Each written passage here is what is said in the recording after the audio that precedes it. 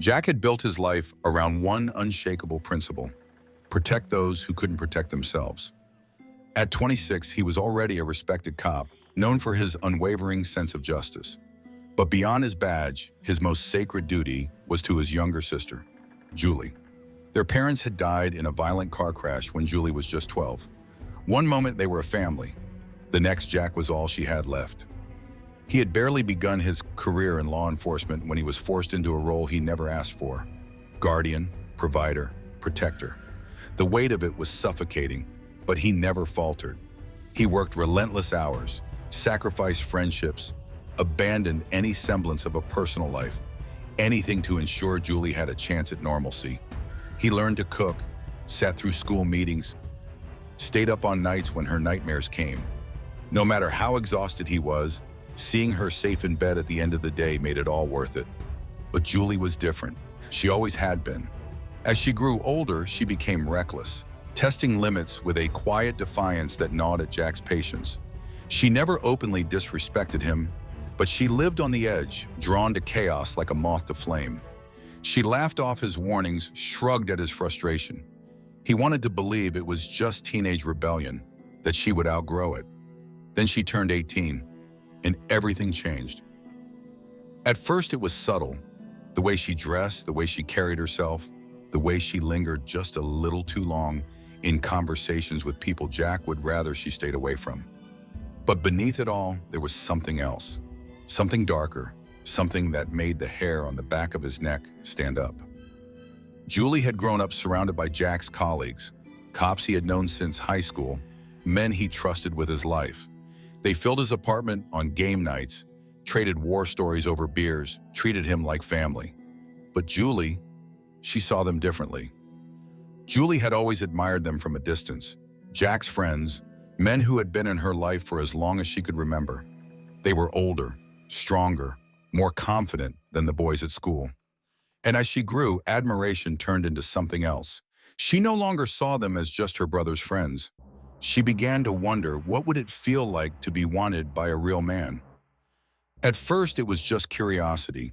She watched them more closely, studied the way they spoke, the way they carried themselves, the easy way they laughed, the quiet authority in their voices. When they joked around, she wondered if they ever looked at her the way she looked at them. Curiosity turned into something darker. Julie had always known she was beautiful. She saw the way men looked at her, even before she was old enough to understand what it meant. But now she was 18, an adult. She could do whatever she wanted, and she wanted to push boundaries Jack would never approve of. She started small, lingering eye contact, the brush of her fingers against their arms, teasing words disguised as jokes. At first they laughed it off, Jack's little sister being playful. But Julie wasn't playing. She was testing them, watching them hesitate, their smiles faltering as something unspoken settled between them. Miguel was the first to break. He had been one of Jack's closest friends for years, almost like an uncle to Julie when she was younger. Protective, familiar, safe. Until one night when Jack was on duty and they were alone. They had been talking, just talking. And then she leaned in. Her body barely touched his, but the shift in energy was instant. She saw it in his eyes, the way he tensed, the flicker of conflict on his face. "Julie, what are you doing?" His voice was tight. She smiled. "Just talking, Miguel. Is that a crime?" But it wasn't just talking. They both knew it. The air was thick with something neither of them acknowledged, but neither of them could deny. He should have walked away. He should have told her to stop, but he didn't. That night, Miguel crossed a line, and Julie felt something she had never felt before. Power. The rush of control, the thrill of being desired, the way his hands shook against her skin. It was intoxicating. And when it was over, she didn't feel guilt. She felt satisfaction. But one wasn't enough. Something had woken inside her, something she couldn't silence. She craved more, and she knew exactly where to get it. One by one, she set her sights on the others. She was careful. Never too bold, never too obvious.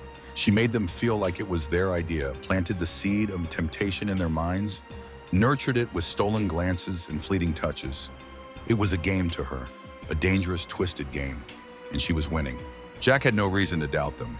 These were the men he had grown up with, the ones he trusted with his life. While he spent his nights on the streets, risking everything to protect others, he never imagined the betrayal happening in his own home. Julie never thought about consequences. She never considered what it would do to Jack, how it would break him if he ever found out. She was young, reckless, selfish, driven by something she couldn't control. And when she wanted something, she found a way to take it. For weeks, an idea had been festering in her mind. Something dark, twisted, completely insane, 7 of them. All at once, the thought alone sent a thrill through her veins. It was dangerous, forbidden, and that only made it more exciting. She waited for the perfect moment. Jack had a long shift that night. The house would be empty. One by one, she called them, starting with Miguel. The rest followed, hesitant at first, but drawn in by the invitation they knew they shouldn't accept. They drank, they laughed, and soon the night spiraled into something far more sinister. None of them realized how much time had passed. None of them realized Jack was already on his way home. He was exhausted. The shift had been brutal. Domestic disputes, a high-speed chase, endless paperwork. The weight of the job was suffocating, but he never complained. He had chosen this life because he believed in justice, because he wanted to protect people. But that night, something felt off. As he pulled into the driveway, he saw them, pairs of shoes scattered outside his front door. His stomach tightened. His friends sometimes came over, but not like this. Not when he wasn't home. A gnawing sense of unease crept over him. He stepped out of the car, locked the door, and moved toward the house. The second he stepped inside, he knew something was wrong. The air was thick, suffocating. He could hear faint sounds from upstairs, laughter, muffled voices, familiar voices. His pulse hammered in his ears as he climbed the stairs. He wasn't paranoid, but this wasn't right. He moved toward Julie's room. The door was slightly ajar. The moment he got close enough to hear, his body turned to ice. Something was wrong, very, very wrong. His hand tightened into a fist. His breath was shallow, uneven. A sick feeling curled in his gut as he reached for the door. And then he pushed it open. The world fell away. The room before him was a nightmare he could never wake from. Julie, his sister, his baby sister, 7 men, the ones he had trusted more than anyone. His brothers, the people he would have given his life for. And they had done the one thing he could never forgive. For a moment, there was nothing but silence. Then the world exploded. Julie gasped. The men froze, their eyes wide with terror, locked onto the doorway where Jack stood, unmoving. His face was pale, his expression unreadable. Miguel was the first to stammer. Jack, this isn't... Jack didn't move. He felt like he wasn't in his own body anymore, as if he were floating outside himself, watching this nightmare unfold from a distance. His ears were ringing, his pulse pounding like a war drum in his skull. Julie scrambled to cover herself, her voice shaking. "Brother, please, I'm sorry." But Jack wasn't listening. Everything was crashing in at once. The betrayal, the disgust, the rage. These men, his friends, his brothers, the ones he had trusted with his life, had done this. While he was out working, protecting the city, they had turned his home into something filthy, something rotten. And Julie, his little sister, the girl he had sacrificed everything for, the girl he had bled for, starved for, given up his life for. She had let this happen. Worse, she had wanted it. She had taken everything he had done for her and thrown it in the dirt. Jack's breathing grew ragged. His fists clenched so tight his knuckles cracked. His hands ached for his gun. Miguel stepped forward, his palms raised. "Listen, man, she wanted this. We didn't force her." Jack's head snapped toward him. Wrong choice of words. A slow, eerie smile spread across Jack's face. Cold, empty, something past human. "She wanted this?" His voice was barely a whisper. Julie sobbed. "Brother, please." Jack didn't look at her. His eyes stayed locked on the men in front of him, his breathing slow, controlled. He shook his head, his voice hollow. "I trusted you." No one dared to move. "I called you my family." Silence. "You sat in my house, ate my food, drank my beer, and then you..." His voice cracked just for a second. His fingers twitched. And then you betray me like this? The men started shifting, uneasy. A few reached for their clothes. They were going to run. Jack moved first. His hand went to his gun. Miguel's eyes widened. Wait! Bang! The shot ripped through Miguel's chest. He collapsed onto the bed, gasping, blood blooming across his skin. Julie screamed, a raw, broken sound. Chaos erupted. The men scrambled, naked bodies colliding, tripping over each other in blind panic. Jack was faster. Bang, bang. One bullet slammed into David's stomach. Another tore through Luis's throat. They dropped instantly, gurgling on their own blood. Someone lunged for Jack. A mistake. He turned the gun on Paul, firing point blank. Blood and bones sprayed across the walls. Julie was sobbing, begging, but Jack didn't hear her. His body moved on instinct. The last of them ran for the hallway. Jack followed. No mercy. A bullet tore through Brian's back just as he reached the stairs. His body tumbled down, every sickening crack of bone echoing through the house. Another shot caught Eric in the leg. He crumpled, screaming, trying to crawl. Jack stepped forward, raised the gun, and pulled the trigger. Jack stepped forward, standing over Eric's trembling body. Blood pooled beneath him as he clawed at the floor, gasping, his hands raised in weak surrender. Jack, please, don't! Jack pulled the trigger. A single shot to the head. The body jerked, then went still. Outside, Tom was already running, his bare feet slapping against the pavement, his breath ragged with desperation. Jack followed him onto the porch, exhaled slowly, and took aim. Bang! The bullet struck the back of Tom's skull. He crumpled mid-stride, collapsing onto the cold concrete, his momentum carrying him forward for one last twitch before everything went still. Then, silence. The only sound left was Julie sobbing. Jack turned back toward the house, stepping inside. His boots squelched against the blood-soaked carpet, leaving deep red prints with every step. His face was empty, his mind void. Julie lay curled on the floor, shaking. When she finally lifted her face, streaked with tears and blood, her lips trembled. I never saw you like this, she whispered. Jack looked down at her. For the first time in his life, he felt nothing. No love, no warmth, just a cold, sinking regret. I loved you more than anything, he said, his voice eerily calm. I never dated anyone because I didn't want to be distracted from you. Everything I did to make sure you had the best life possible. Julie sobbed harder.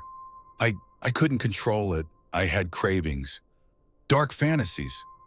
Jack's face twisted in disgust. And you thought that was more important than me? She shook her head frantically, tears mixing with the blood on the floor. I never meant to hurt you. I didn't think about what it would do to you. Jack let out a bitter laugh. No, you didn't. Then sirens. Red and blue lights flooded the street. The gunshots had done their job. Neighbors had heard. Within seconds, shadows moved outside. A voice roared commands. Police, drop your weapon! Jack didn't fight. He raised his hands, moving slowly. His fellow officers poured through the doorway, guns drawn, their eyes widening as they took in the carnage. 7 bodies, blood everywhere. A sobbing girl, and Jack standing in the center of it all, motionless, ghost-like. One of them, someone Jack had trained with, someone who used to call him a brother, stared at him in horror. Jack, what the fuck did you do? Jack turned to Julie one last time. I could have killed you today, he whispered. As a man, I wanted to, but as a brother, I couldn't. Julie clamped her hands over her mouth, sobbing into them, her whole body trembling. Jack exhaled slowly, then let the gun fall from his grip. The officers tackled him instantly, slamming him to the ground, wrenching his arms behind his back. Cold metal clamped around his wrists. As they dragged him outside, he glanced back at Julie. Learn from your mistakes, he said, and live. The last thing he saw was her shattered, devastated face as the doors closed behind him. Jack sat in the back of the squad car, the steel cuffs digging into his wrists. Red and blue lights flickered through the window, casting eerie shadows across his blank expression. He didn't resist, didn't plead his case. He simply stared ahead, silent, The bodies of his former friends were dragged from the house one by one, covered in white sheets. The forensic team swarmed over what had once been his home, their voices low, their movements methodical. Jack stood motionless, watching as the place he had fought to protect was reduced to nothing more than a slaughterhouse, a crime scene, and he was the murderer. Outside, Julie stood wrapped in a thin blanket given to her by an officer. Her face was streaked with tears, her arms clutched tightly around herself, as if trying to hold together what little remained. She was staring at Jack, waiting, hoping, but he refused to look at her. He couldn't. The ride to the station was silent. The officers escorting him were men he had worked alongside for years, men he had trusted. Some had even sat at his dinner table. Now they wouldn't meet his eyes, wouldn't speak. When they arrived, the precinct fell into a suffocating hush. Conversations died. Officers froze mid-motion, their gazes locked on him in disbelief. A cop had killed 7 people in cold blood, and not just any cop. Jack, the honest one, the hard-working one, the one they had respected. Now he was nothing. They led him to the interrogation room. The air was thick with the stench of sweat, old coffee, and something else, something rotten. His wrists ached against the cuffs as he was pushed into the cold metal chair. The dull surface of the table reflected his face back at him, warped and distorted under the flickering fluorescent light. Minutes passed, then hours. Finally, the door creaked open. Detective Marcus Reynolds stepped inside. His hair had grayed over the years, his face lined with exhaustion. Jack had once admired him, had looked up to him as a mentor, a friend. Now Reynolds looked at him like a stranger.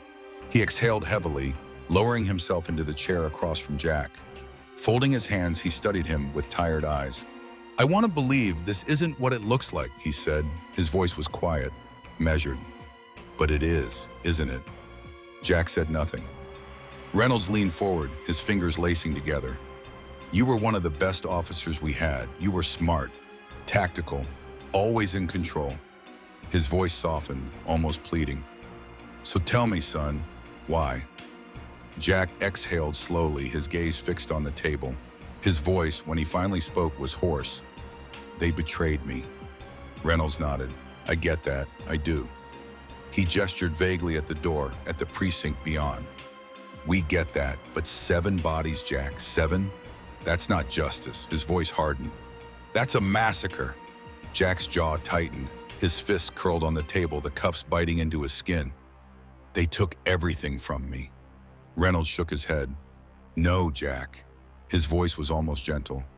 "They took her from you. But you took everything from yourself." Silence. Reynolds sighed, then reached into the folder beside him, pulling out a stack of crime scene photos. One by one, he laid them in front of Jack. The living room, coated in red. His bedroom, splattered in gore. The bodies of the men he had once called brothers, sprawled lifeless on the floor. Julie, curled up in the center of it all, her hands pressed against her face, her body shaking. Jack forced himself to look. He had to look. Reynolds tapped the table, bringing him back. "You know how this works," he said. "The evidence is overwhelming. 7 dead, your fingerprints on the gun, your confession." He shook his head. "There's no getting out of this." Jack nodded. "I know." Reynolds exhaled, leaning back in his chair. He looked older than Jack remembered, more tired, more defeated. "The DA is already involved," he said, rubbing a hand down his face. "This is going to trial." His eyes darkened. "And it's going to be brutal. The media is going to devour this." Reynolds' voice was low, almost pitying. "Hero cop turns killer. You understand that, right?" Jack nodded, silent. Reynolds hesitated before asking the next question. "And Julie?" Jack's expression darkened. "She's the only one left." Reynolds studied him carefully. "Do you blame her?" Jack's fingers curled into fists, his nails digging into his palms. He forced himself to exhale, to push the rage down where it belonged. Finally, he spoke. "Yes." His voice was flat. "But I still love her." Reynolds nodded as if he had expected that answer. "That's the tragedy of it, isn't it?" The courtroom was suffocating. Cameras flashed. Reporters whispered. The entire country was obsessed with the case. Jack Carter, the cop who had turned into a butcher, the man who had wiped out 7 lives in a single night. Julie sat in the front row. She looked different now, thinner, her skin pale, the weight of guilt pressing down on her like an invisible hand. It had eaten away at her, hollowed her out from the inside. Jack refused to look at her. The prosecution tore into him. They painted him as a monster, a man who had snapped, who had indulged in some twisted sense of vigilante justice. The defense argued temporary insanity, but Jack never played into it. He never denied what he had done. The only thing he asked for was that the full story, the real story, never be made public. "It's a family matter," he told his lawyer. "Julie has suffered enough." But Julie didn't agree. When she took the stand, they asked her if she felt responsible, if she blamed herself. She didn't hesitate. "Yes," she said, her voice trembling. "It was my fault." A ripple of murmurs moved through the courtroom. "I was selfish," she continued. "I didn't think about what I was doing. I didn't think about my brother." She wiped at her tears, but they wouldn't stop. "And now I've lost him forever." For the first time since that night, Jack looked at her. Their eyes met, and Julie saw something in him that shattered her more than the blood, more than the bodies, more than the trial itself. She saw nothing. No hatred, no sorrow, no warmth, just emptiness. She had broken him beyond repair. The verdict was inevitable. Life in prison, no parole. Jack accepted it without a word. He stood, hands behind his back, and let them take him away. Julie sobbed into her hands, her shoulders shaking. Jack didn't look back. Prison was another world. A former cop was a walking target. But Jack didn't fear death. Fear had died in him the night of the massacre. He adapted fast, aligned himself with the right people, made himself useful. Within a year, he wasn't just surviving, he was thriving. And then Julie came. She sat across from him in the visitor's room, hands folded, her face calmer now, stronger. She had found work, gone back to school. She was rebuilding her life. Jack had made sure of that. She didn't know how, but she knew he had pulled strings from behind bars, ensuring she was taken care of. Her voice was barely above a whisper. "I miss you." Jack stared at her for a long time before speaking. "You should." Julie swallowed hard. "I think about it every night, about what I did." Jack leaned forward slightly, his gaze steady, unflinching. "And I live with it." A bitter smile ghosted his lips. "Good." Julie wiped her eyes with the back of her hand. "You saved me, Jack. Even after everything, you still saved me." Jack looked away. "It doesn't change anything." "No," she admitted, "but it means something." They sat in silence. The guards signaled. Visiting hours were over. Julie stood. "I'll come back." Jack didn't respond, but as she turned to leave, she caught something in his eyes, a flicker of something distant, something fragile, a ghost of something. Hope, maybe in another lifetime. Jack Carter became a name spoken in hushed tones, dissected in endless debates. The media called him the executioner cop. Some called him a monster, a man who had twisted the law, taken justice into his own hands, and executed 7 people in a cold-blooded massacre. Others saw him as a tragic figure, a brother who had been stripped of everything, betrayed by the one person he had built his life around, and pushed to the edge. But Jack didn't care what the world thought. From inside prison, he had only one mission left: Julie. She would live the life he had sacrificed. He would make sure of it. He pulled strings, used what little power he had left. He ensured she had a stable job, therapy, financial security. She would never have to crawl through the dirt the way he had. And Julie changed. She was no longer the reckless, impulsive girl who had only thought of herself. She carried the weight of Jack's crimes on her back like a burden she could never set down. She used it as fuel. She never entered another relationship, never sought out another man. Instead, she threw herself into redemption, working with troubled youth, helping victims of exploitation. She couldn't undo what she had done, but she could make sure no one else made the same mistakes. Still, no matter how far she ran from the past, Jack was always there. Every visit was the same. She would sit across from him, tell him about her work, about the lives she was changing, and wait for some sign of forgiveness. But Jack never gave it. His face remained unreadable, his words distant. He never said he forgave her. Maybe he never would.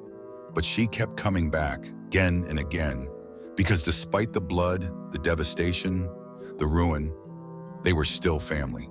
And in the end, that was all they had left.